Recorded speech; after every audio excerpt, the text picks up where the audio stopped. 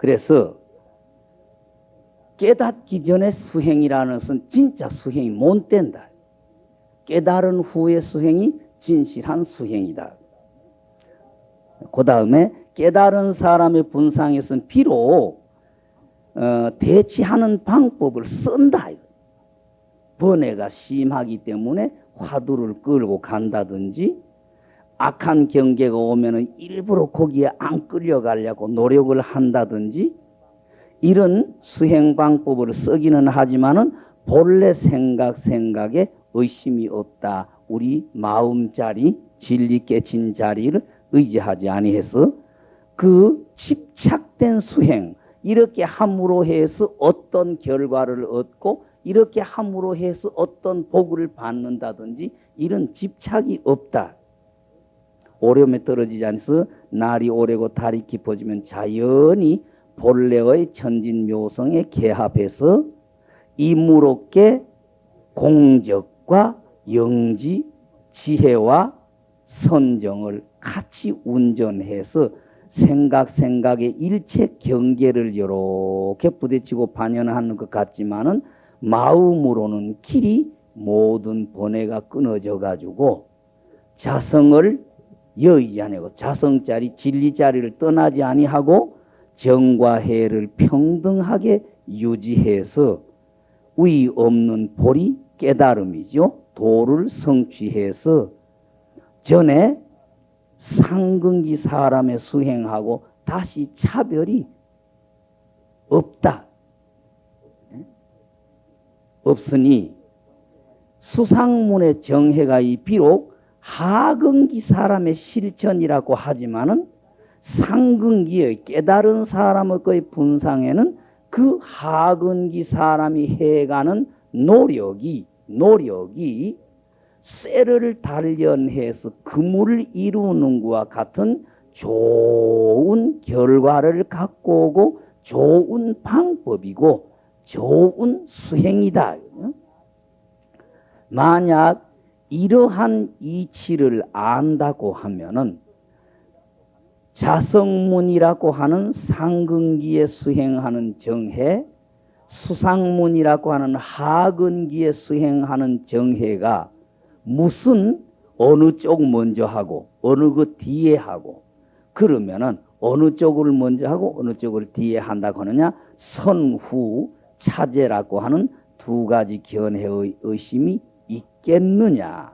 그러니까 하근기 사람이 완전히 해가는 방법이 있는데 상근기의 사람도 전생 업장이 두터운 사람은 비록 내 마음이라는 걸 깨닫고 우리의 마음이 바로 부처다. 이 자리가 바로 진리 자리라는 깨달았지만 전생 습기가 많은 사람은 임시 방법으로 의지해서 업장 참회도 하고 복도 닦고가 필요하다. 하지만은 진리를 모르고 완전히 집착해서 하는 하근기하고는 다르다. 그러니까 이걸 한 사람이 상근기 사람의 수행방법을 한 다음에 하근기 사람이 하는 수행방법을 또 해야 되느냐. 그러면 하근기 사람이 하는 수행방법 먼저 했다고 하면은 이거는 상근기 사람이라 완전히 하근기 사람인데 웃잔다고 상근기 사람이나 소리 할 수 있느냐 하는 이런 두 가지의 견해, 이런 두 가지의 곡해가 있을 수 있겠느냐. 원컨대 바라건대 모든 수행한다는 사람들은 이 말을 잘 연구해서 이 말을 잘 음미해서 다시 의심을 내지 말아라. 의심을 내서 스스로 후퇴심 내는 아이고 끝이 없어. 뭐 자성문의 수행방법 해가지고 또 수상문 수행방법 하고 뭐 수상문의 수행방법 한 다음에 또 뭐 자성문의 수행방법 한다는 이런 의심을 내가지고 후퇴심을 내지 말아라. 만약 진짜 대장부의 뜻을 일으켜서 우의 없는 진리, 보리를 구한다, 깨닫고 하는 사람이면 이것을 버리고 어떻게 하겠느냐. 이 마음 닦는 방법을 내버리고 딴 방법이 무엇이 있겠느냐는 소리죠. 간절히 글이나 말에 집착해서 집착하지 말고 말을 따라서 당신 말대로 하면 이런 또 이론이 또 생길 수 있고 또 당신 말대로 하면 이런 이유가 또 생길 수 있다고 집착하지 말고 바로 진리를 깨쳐서 낱낱이 자기에게 모두 돌이켜서 자기에게 반성하고 자기에게 돌이켜서 맛을 봐서 본종 근본 진리에 마주치면은 곧 스승 없는 지혜, 남의 주입이죠. 남의 가리킴, 남의 말에 의지하지 않고 스스로 발명하고 스스로 깨달아 얻는 지혜를 스승 없는 지혜다 그러죠. 예. 자연이 앞에 나타나고 천진의 이치가 요연히 매하지 아니해서 지혜의 몸, 바로 부처님의 몸이죠. 해신을 성취함이 딴 사람을 의지해서 딴 사람 덕택으로 깨닫지 아니할 것이다. 모두 내가 한다는 이야기겠죠. 그러나 이 묘하던 선, 이 비록 이 모든 사람의 분상의 일이 있다. 만약 전생의 반야를 연구해서 전생 공부를 하고 전생 지혜를 심은 사람이 아닌 대승 근기자가 못 되면은 한 생각에 바른 신심을 내지 못할 것이다. 뿐만 아니라 믿지 못할 뿐만 아니라 또한 이에 비방한다. 무슨 그런 놈의 일이 있겠느냐고 또 비방해서 도리어 무간지옥에 떨어지는 과보를 부른다. 예, 무간지옥이라고 하는 말은 앞에서 여러 차례 말씀을 드렸습니다. 예, 아비지옥이다 그러죠. 아비지옥. 예, 틈이 없다. 예, 그 지옥에 들어가면 남자, 여자, 아이, 어른이라고 하는 구별이 없으니까 무간이고 또 그 지옥에 들어가면은 혼자 들어가도 내 몸뚱어리가 그 지옥에 가득 찬 것 같고 두 사람이 들어가도 각각 이 사람은 이 사람대로 저 사람은 저 사람대로 내 혼자 내 몸 하나가 가득 찬 것 같지. 아, 저 사람은 저 있고 나는 여 있고 이런 생각이 없어진다. 그래서 무간이다고 그러고 또 그 지옥에 들어가면은 떨어지는 시간부터 나오는 시간까지 고초를 받는 게 끝이 없다 이겁니다. 뭐 들어갈 때 조금 뭐 너는 지금 들어왔으니까 너는 이제 나갈 때가 다 됐으니까 해서 고통이 조금 덜한 게 아니다. 떨어지는 시간부터 나오는 시간까지 고통이 끝이 없다. 또 그리고 거기에 가면은 창, 칼, 뭐 수백 가지의 기구가 내 몸뚱어리 떨어지는데 창이 딱 찔린 다음에 창 뽑아진 다음에 칼이 딱 떨어지고 칼 딱 뽑아진 다음에 몽둥이가 오는 이런 게 아니고 창, 칼, 몽둥이가 틈없이 그대로 나한테 쏟아진다.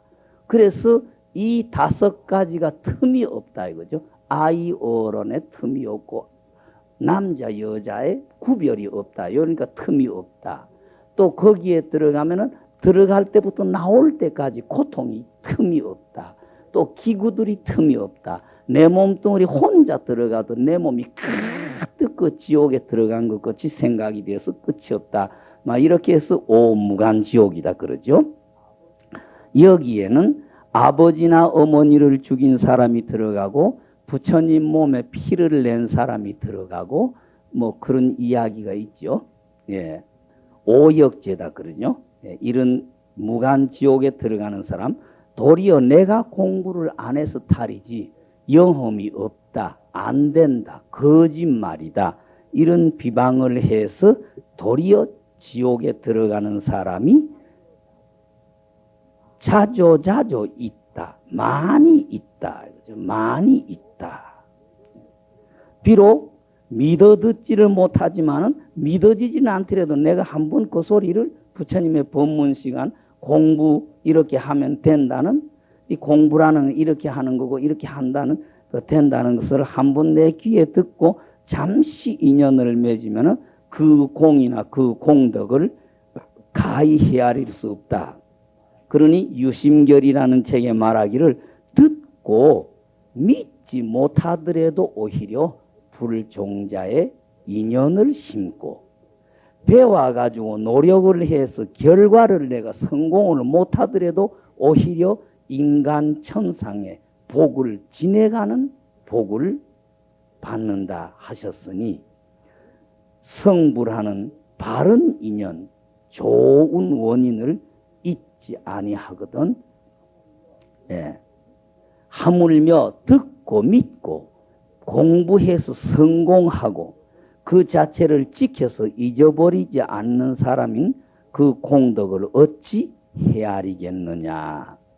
예. 법도도자를 헤아릴 탁자라 그러죠. 예. 어찌 헤아리겠느냐. 오늘 밤에도 이 엉뚱한 이야기 하다가 이 책장이 너무 많이 남는데 예, 다시 조금만 해나가겠습니다. 한번 돌이켜서 과거 윤회해 온 업을 생각해 보자면은 내가 그 몇백 년, 몇천 겁을 흑암지옥에 떨어지고 또 무간지옥에 떨어져 가지고 가지가지 고통을 받았던가. 이런 거 생각이 나면 지금 사람 노릇 잘하겠지요. 이걸 모르는 게 탈입니다. 우리가 그러면은 몇천 분 벌거지가 됐고 몇백 분 짐승이 됐고 몇천 분 인간으로 왔다. 그때마다 이런 고통 받았다를 안다고 하면은 지금 말 함부로 해서는 안 되고 행동 함부로 해서는 안 되고 어떻든 도구를 닦아야 되고 지혜를 닦아야 되고 착한 일을 해야 된다는 게 명심이 되겠지만 모르니까 자꾸 입에서 나오는 대로 짓거리고 막 생각 내키는 대로 떼꾹떼꾹 반말하고 반대하고 이렇게 되죠. 네. 근데 여기에서는 막 억제소리죠. 과거 윤회한 업을 생각해 보자면 우리가 몇천 겁을 흑암지옥, 무간지옥에 떨어져서 가지가지 고통을 받았던가. 또 몇 번을 그 진리를 배워가지고 해탈하고 벗어나려고 노력을 했지만은 곁에서 일러주는 사람, 도와주는 사람을 만나지 못하고 오랜 동안을 그 생사 업바다에 잠겨서 아득하게 아무것도 몰라서 모든 악업을 지었던가. 때때로 한 번씩 이런 일을 반성해 보면은 몰랑결에 한숨, 한탄이 난다. 그러니 어찌 가히 노와 느긋하게 해서 다시 이러한 전생 고통을 받아야 되겠느냐. 또 지금 누가 나를 도와줘가지고 지금 이 귀한 하늘과 땅 사이에 오죽 사람이 인간이 가장 귀하다고 하는 이 인생을 만나가지고 만물의 영장이 돼가지고 또 진리 닦아 나아가는 길을 잃어버리지 아니하고 잊어버리지 아니하는 거. 생각해보면 실로 눈먼 거북이가 나무를 만난 것 같고 가늘은 계자에 바늘을 던진 것과 같다. 그 다행하고 경행한 것을 어찌 말로 다 할 수 있겠느냐. 눈먼 거북이 나무 조각 만다는 사람 여러 차례 이야기를 해드렸죠. 비유하자면 태평양과 같은 큰 바다에 구멍이 뚫린 판자가 하나 파도에 흔들려서 댕긴다. 또 그 깊은 바다 밑바닥에 눈먼 거북이가 돌아댕긴다. 그 눈먼 거북이가 100년 만에 한 번씩 물 표면에 바람을 마시려고 올라온다. 그러니까 물 밑바닥에 눈이 멀어가지고 지멋대로 먹이 찾아서 헤매는 거북이하고 파도에 흔들리는 나무가 언제 만나게 되겠습니까? 매일 나와가지고 그 판자 찾아댕기도 만날 텐데 100년 만에 한 번씩 딱 올라오는데 지 모가지가 그 구멍 뚫린 판자에 딱 귀야 바깥 공기를 좀 마시고 가는데 이걸 못 만나면 또 물 몇 바다 간다 이겁니다. 그러는데 그 태평양과 같은 큰 바다에 저절로 떠돌아다니는 나무 판자하고 눈이 멀어가지고 지멋대로 돌아다니는 바다 밑바닥에 거북이가 100년 만에 한 번씩 딱딱 올라오면서 그 나무 판자 만나는 거는 쉽지만은 우리 사람이 됐다가 다시 다음에 사람이 될 수는 없다. 그게 다시 다음에 사람의 몸을 받는다는 것이 그 눈먼 거북이하고 나무 판자하고 부딪히기보다 어렵다 해서 사람이라고 하는 게 그렇게 어렵다. 그러니까 지금 우리가 어떻든 내 욕심보다도 사람다운 사람 행동을 해서 복을 닦아서 다시 다음에 사람으로 올 수 있는 인연을 만들어라 하는 이야기입니다. 그리고 여기에 계좌를 던져놓고 바늘을 던져가지고 그 계좌를 낀다는 이야기입니다. 우리가 이 방바닥에라도 계좌 씨앗이라 하는 그 배추 씨앗이만한 거 딱 던져놓고 쳐다보고 바늘을 탁 던져도 그거 낄까 말까 하는데 이 수미산 꼭대기에서 계좌 씨앗이 던져놓고 거기에서 바늘을 던져가지고 그 계좌씨 어디 가서 구불러 있는지도 모르는 계좌씨하고 바늘하고 마주치기는 쉬워도 다시 사람이 되어 오기는 어렵다. 그렇게 해서 사람이라는 게 얼마나 힘이 드는 건가. 지금 사람이 된 걸 그렇게 다행으로 생각하고 어떻든 사람 노릇을 착실히 해라 하는 부탁을 불교에서 눈먼 거북이 나무 만난다고 하고 계좌를 던져놓고 바늘을 던진다고 하는 것 비유를 합니다. 지금 사람이 된 이 다행을 어찌 말로 다 하겠는가. 지금 내가 만약 스스로 태굴심, 후퇴심을 내고 혹은 또 여기에서 게으른 생각 내가지고 항상 뒤를 바라보고 다음에 되겠지, 다음에 하면 되겠지, 다음에 하지 이렇게 하다가 잠깐 동안에 죽어서 악취에 떨어진 뒤에는 그 악취에 짐승이 되면 짐승 고통, 벌거지면 벌거지 고통, 지옥에 가면 지옥의 고통, 그 고통을 받는 속에 지금 진리 이야기 한 말씀 들어봤으면 지금은 내가 좀 잘하겠는데 이런 생각 내봐야 무슨 소용이 있겠느냐. 또 위험한 데 다다라가지고 뉘우친들 아무 소용이 없다. 그러니 부탁하건대 모든 수행하는 사람은 방일심, 개울한 마음을 내지 말고 탐착심, 모든 세상에 오용나게 탐착심을 내지 말고 내 머리에 불덩어리가 붙었처럼 내 머리 불 붙은 걸 끌 때처럼 내 발등에 불이 떨어진 걸 털치는 것처럼 부지런히 해서 잠시 동안도 반조하는 생각을 잊어버리지 말고 무상이 빨라가지고 몸은 아침 이슬처럼 저녁에 서쪽에 지는 석양 노을에 지는 그 석양 햇살과 같으니까 지금 내 몸덩어리가 있다고 해도 내일 아침에 다시 어떻게 될지 모르니까 어떤 지금 당장 놓치지 말고 부지런히 마음에 명심해라. 예, 마음에 명심해라. 이렇게 부탁드리겠습니다. 오늘도 조금 이야기가 옆으로 가면서 못 끝났습니다. 다음에 11월 첫째 주에 완전히 마무리하기로 하겠습니다. 예, 오늘 이야기 좀 시간이 너무 늦어진 것 같습니다. 근데 다시 본론에 돌아가서 불교라는 것은 어떤 요행을 바라거나 어떤 기적을 바라는 게 아니고 내 자신이 나를 단속해서 어떤 일에도 흔들리지 않도록 하는 것, 이게 불교입니다.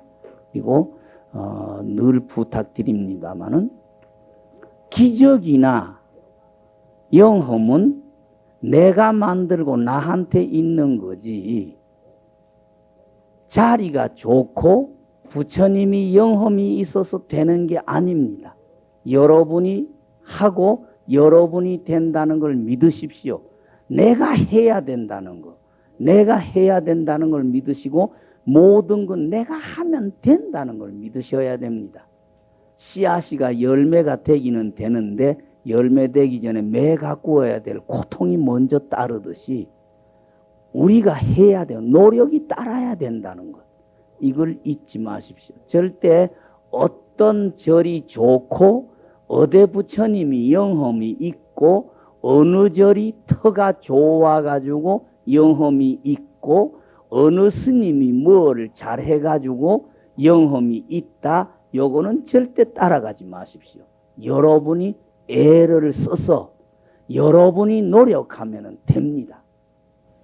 늘 부탁드리듯이 한 상에 밥 갖다 놓고 아무리 쳐다보고 있어봐야 배가 안 불러요.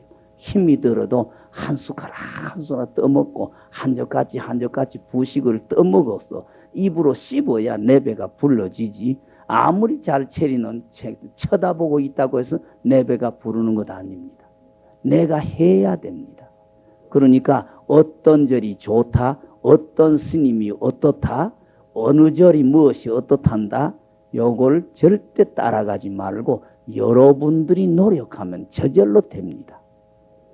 어떻든 불교는 모든 시작이 나에게 있고 시작을 하면은 열매는 내가 거둔다는 걸 확신을 해야 됩니다. 모든 일, 원인, 모든 출발점, 원점은 내다는 걸 믿으십시오. 그러시고 여러분의 가정의 일이나 모든 일이나 여러분의 가정을 평화스럽게 행복하게 만드는 것도 여러분에게 달렸지 누가 해주는 게 아니라는 걸 알아야 합니다. 부처님에게 와서 아이고 우리 집 좀 편안하게 해주이소, 우리 집 편안하게 해주이소 한다고 해서 부처님이 해주는 게 없습니다. 어떻든 힘이 들어도 내가 할 때에 저절로 됩니다. 근데 우리는 자꾸 버릇이 돼가지고 하루나 이틀이나 하다가 당신 좀 해보면 어때요? 당신 좀 하소. 자꾸 이렇게 돼. 내 노력은 던져놓고 열매만 자꾸 떨어지라고 바라는 게 우리 버릇이 돼 있습니다. 이렇게 해서는 안 됩니다. 우리 집안에 평화를 갖고 우리 집안에 웃음꽃이 피도록 하는 것 모두 나에게 달렸다는 걸 믿으시고 내가 하면은 모든 게 저절로 된다는 걸 믿으십시오. 아무도 대신해 줄 사람은 없습니다. 부처님도 대신해 주지 못합니다.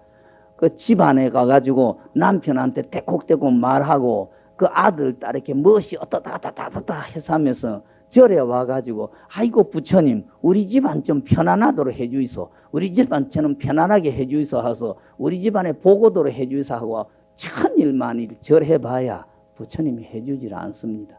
내 마음이 돌아서서 내가 노력을 할 때에 저절로 돌아오게 되는 거지 내 노력 안 하고는 아무것도 대신해 줄 사람은 이 세상에 없습니다. 이걸 불교인은 먼저 믿으시고 욕심 때문에 모두 나만 애미고 내 것만 빼앗아 가는 것 같은데 그걸 먼저 돌려야 됩니다. 옆에 사람의 고마움, 그 하늘도 고맙고 땅도 고맙고 부모도 고맙고 남편도 고맙고 아내도 고맙고 형제도 고맙고 아들 딸도 고마운 거 이걸 먼저 쳐다봐야 됩니다. 그걸 먼저 쳐다보고 감사합니다. 그리고 나는 이 고마움에 얼마나 보답을 하고 있는가를 늘 생각해야 불교인의 실천이 뒤따릅니다.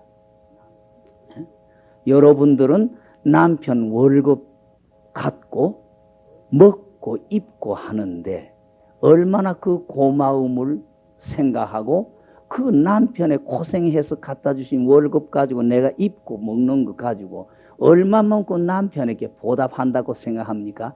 아들, 딸에게 얼마나 고맙게 한다고 생각합니까? 빚덩어리 짊어지면 내외간도 다음 생에 갚아야 됩니다. 아들에게 빚을 지면 아들에게 빚을 갚아야 되고 내가 늘 말씀드리잖아요. 서울 가면 삼성동 그 말죽거리다 그러죠. 지금 말죽거리 옛날 말죽거리 내가 처음 가볼 때만 해도 여기에 옛날 말죽거리 중앙 말죽거리 주막집입니다 하는 집이 기와집이 있더니만은 근래는 가보니까 전혀 못 찾겠습니다. 어디가 말죽거리 중앙이고 말죽거리 주막이 있던 자리가 어딘지 그것도 생각이 안 납니다만 말죽거리라고 하는 이야기는 인조대왕 때에 그 우리나라 성군의 한 사람으로 도인이라고 하는 스님으로 벽암 각성선사라고 하는 분이 그 임진난 때에 그렇게 공을 세우고 병자호란이나 이쪽 저쪽 때 그렇게 공을 세우면서 그 나라에서 받은 노구를 가지고 임진난 때 타버린 법주사, 구례 화엄사, 하동 쌍계사 이런 영호남의 임진난 때 타버린 절을 전부 복구한 사람이 벽암 각성선사지요. 나라의 시주, 신도들의 시주 돈 받아가지고 그런 절을 지었는데 결국은 나라의 빚을 못 다 갚았다 이겁니다. 공무원들도 내 월급만큼 국가에 입하지 못하면 다음에 소가 되든지 말이 되든지 꼭 빚 갚아야 됩니다. 남편의 덕택으로 내가 사는데 남편에게 그 덕을 입은 것만큼 입하지를 못해드리면은 다음에는 남편에게 빚을 갚아야 되고 아들에게 그만큼 신세지면 아들에게도 그런 빚을 갚아야 됩니다. 그래서 벽암각성선사가 말이 됐다 그러지 않습니까? 벽암각성선사가 말이 돼가지고 국가에 못다한 빚을 갚기 위해 가지고 온다. 그래서 그 봉은사 대중한테 신장님의 계시가 있어서 벽암각성선사가 된 말 죽을 끓여다 주었다고 해서 말죽거리라는 이름이 붙었다 그러지 않습니까? 내가 늘 이야기하듯이 조순조 옛날은 빼놓고 조순조에 들어와서 우리나라의 큰 스님이라는 분이 말이 되었다는 사람이 두 분 있죠. 명종 때에 문정황후라는 임금을 등에 업고 불교를 부흥시키려고 하다가 돌아가신 보우라 그러죠. 널불보자 비우자 보우스님이다 그러죠. 이분이 죽어서 된 말을 별대총이다 그러죠. 선조대왕 때에 그 선조대왕이 그렇게 좋아했던 별대총이라는 말입니다. 그 말이 얼마나 좋았던지 선조 임금에게 보우스님이 와가지고 내가 남은 일이 있어가지고 잠깐 왔습니다 하고 만난 게 그 별대총이라는 말입니다. 근데 선조대왕이 그 별대총이라는 말을 그렇게 좋아했어요. 그 말을. 이거 뭐 임금님이 타는 것도 아니고 나라에 부역하는 것도 아닙니다. 편안하게 놀고 먹는 말입니다. 여름으로는 강화 쪽으로 가고 겨울로는 지금 요 경기도 광주죠. 광주 유수 쪽으로 와가지고 있는데 1년에 이 광주에서 강화로 갈 때에 임금님 눈앞을 싹 지내가면서 이게 건강하구나 하는 소리 한마디 들으면 볼일 다 보는 거고 강화도에서 가을에 겨울에 이 광주 내려오는 도중에 선조 임금님 앞에 지내오면서 임금님 차도하고 그래 별대청이 아주까지 건강하고 좋구나 그 소리 한마디만 들으면 그 말 볼일 다 본 말이에요. 선조대왕이 얼마나 그 별대총이라는 말을 좋아했던지 별대총이 죽었다는 소리 하면은 삭달 광직하고 사형 처한다 이래버렸어요. 얼마나 그 말을 좋아했기에. 그래서 이 나이 많아가지고 광주 땅에서 별대총이라는 말이 죽었는데 광주 유수, 광주 고을원님이 선조 임금님한테 보고를 못했어요. 별대총이 죽었다는 소리 하는 사람이 있으면 삭탈관직 다 한다고 그랬으니까 벼슬 전부 다 빼앗기로 사형한다고 그랬으니까 말이 죽었으니까 보고는 해야 되겠는데 말을 죽었다는 소리 하는 놈은 삭탈관직하고 사형해버린다 그랬으니까 말을 못했어요. 그래서 광주 유수가 우리나라 역사에 보면 오성 한음대감 그 참 지혜 있는 대감이라 그러잖아요. 오성대감. 그 당시 이조 판사는 오성대감한테 가가지고 대감님 큰일이 났습니다. 그랬죠. 그러니까 대감님이 오성대감님이 광주 유수가 파랗게 질려가지고 발발발발 떨면서 왔으니까 대감 와 그래서 큰일 났습니다. 왜? 별대총이 죽었는데 상감님이 별대총 죽었다는 소리 하는 사람은 삭탈관직하고 사형한다고 그랬으니까 말이 분명히 죽었으니까 보고는 해야 되겠는데 죽었다는 소리 하는 사람 이유 없이 삭탈관직하고 사형시킨다 그랬는데 어떻게 합니까? 광주 유수가 발발 떠니까 오성대감이 나한테 맡기 놓으라 그랬죠. 왜 오성대감이 선조대왕한테 보고하면서 그 상감님께 아뢰올 말씀이 있습니다. 무슨 소리냐. 별대총이 움직이지 아니하고 물을 마시지 아니하고 먹이를 먹지 않는 지가 3일이 됐다고 합니다. 그랬어요. 그러니까 선조대왕이 그러면 죽었다는 소리 아니냐. 죽었다고는 말씀 안 드렸습니다. 단 안 움직이고 물을 안 마시고 먹이를 안 먹기 시작한 지가 3일이 됐다고 합니다.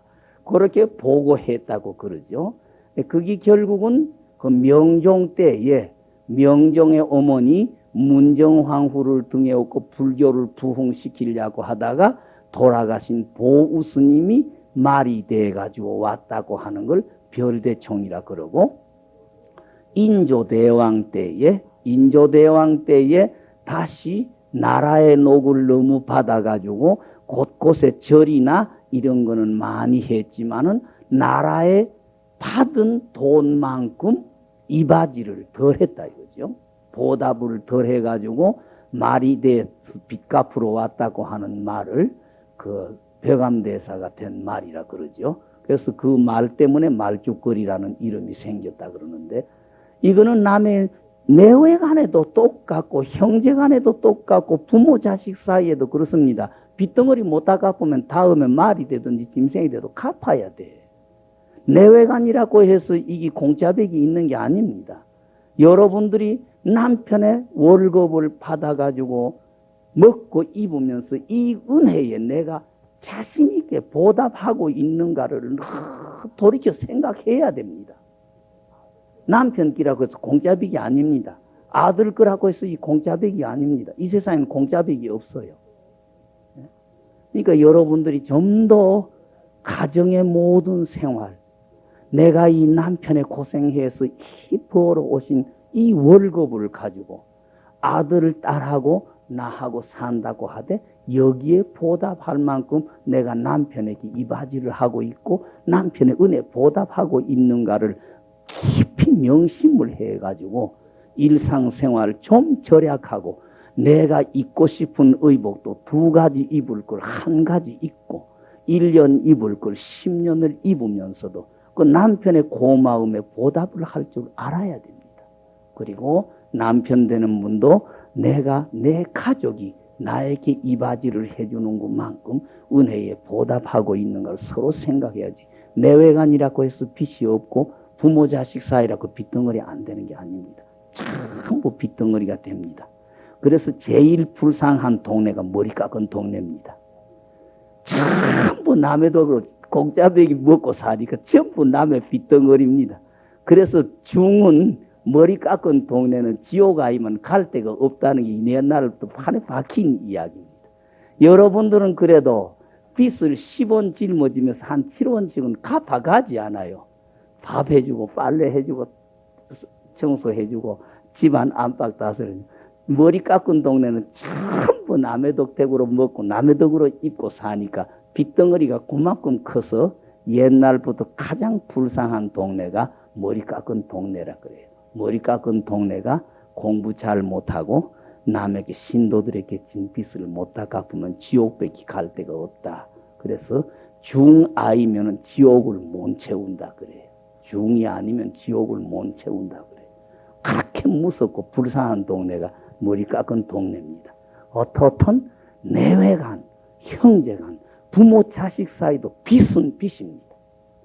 그만큼 내가 남편에게, 남편이 그 고생해서 갖고 오는 월급 봉투 받았으면 이 월급 봉투 갖고 오신 남편에게 그만큼 내가 빚지지 않을 만큼 하고 있는가를 뼈저리게 반성해야 됩니다.